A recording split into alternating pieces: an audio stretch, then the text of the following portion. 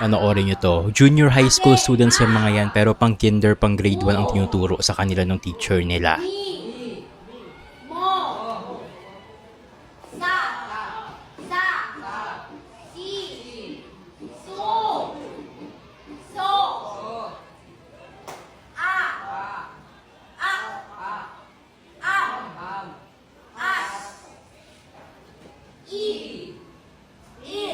Grabe, parang mas challenging na maging teacher ngayon, no? Context lang, nasa junior high school na yung mga estudyante dito sa video na to. Pero kung mapansin nyo, parang pang kinder, parang pang grade 1, grade 2 yung tinuturo sa kanila. Parang yung abakada na ganyang lecture, parang grade 1 or kinder pa nga yan, di ba? Parang yan yung introduction sa basic reading nung bata tayo. Pero bakit ganun? Tinuturo daw siya sa mga junior high school student. Pero based dun sa caption ng teacher na nag-upload ng video na to, hindi daw to regular class pero special class daw to na part ng aral program ng DepEd. So mga hindi nakakaalam, ang aral program is para siyang special class para sa mga estudyante na hindi makasunod sa regular class nila. So parang meron silang catch-up session. Pero still, parang nakakalungkot isipin na junior high school na sila pero yung tinuturo sa kanila sa aral program na to is pang kinder or pang grade 1 or grade 2.